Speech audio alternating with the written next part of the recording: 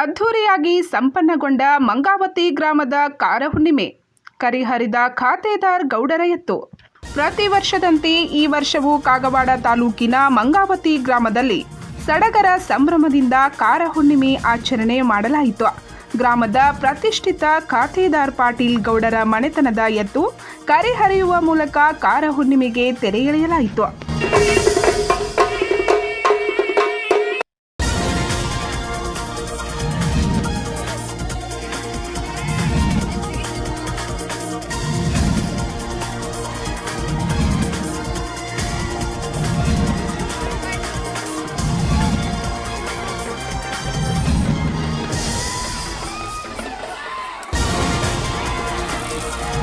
ಮಂಗಾವತಿ ಗ್ರಾಮದ ಖಾತೆದಾರ್ ಪಾಟೀಲ್ ಇವರ ಮನೆತನದ ಮುಖಂಡರಾದ ರುದ್ರಗೌಡ ಶಿವಗೌಡ ಪಾಟೀಲ್, ವಿರೂಪಾಕ್ಷಿ ಶಿವಗೌಡ ಪಾಟೀಲ್, ಪರಸ್ಗೌಡ ಶಿವಗೌಡ ಪಾಟೀಲ್ ಮತ್ತು ದಿಲೀಪ್ ಶಿವಗೌಡ ಪಾಟೀಲ್ ಇವರ ಮನೆತನದ ಎತ್ತು ಪ್ರತಿ ವರ್ಷ ಕರಿಹರಿಯುತ್ತಾ ಬಂದಿದ್ದು, ಅದರಂತೆ ಈ ವರ್ಷವೂ ಸಹ ಖಾತೆದಾರ್ ಪಾಟೀಲ್ ಮನೆತನದ ಎತ್ತುಗಳನ್ನು ಸಿಂಗರಿಸಿ ಬೆಳಿಗ್ಗೆ ಕರಿ ತೆಗೆಯುವ ಕಾರ್ಯಕ್ರಮ ಸಂಪನ್ನಗೊಂಡಿತು.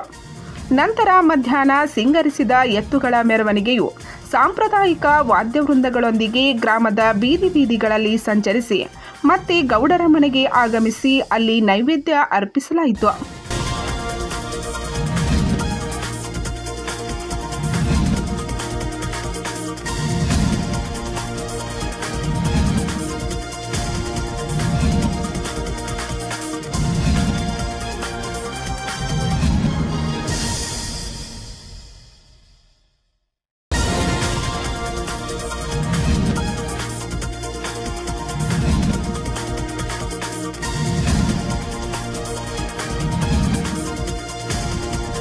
ನಂತರ ಸಂಜೆ 6 ಗಂಟೆಗೆ ಗ್ರಾಮದ ಅಗಸಿಯಲ್ಲಿ ಕರಿಹರಿಯುವ ಕಾರ್ಯಕ್ರಮ ಸಂಪನ್ನಗೊಂಡಿತು.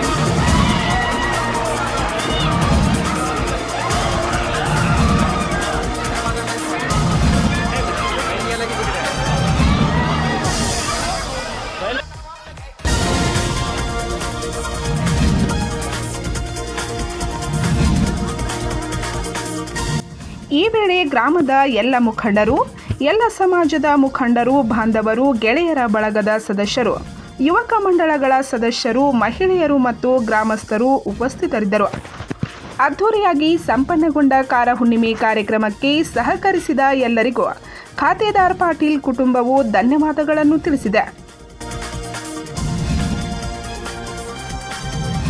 ಪಂಚ್ ನ್ಯೂಸ್ಗಾಗಿ ಮಂಗಾವತಿಯಿಂದ ಬಸವರಾಜ್ ತಾರ್ದಾಳೆ.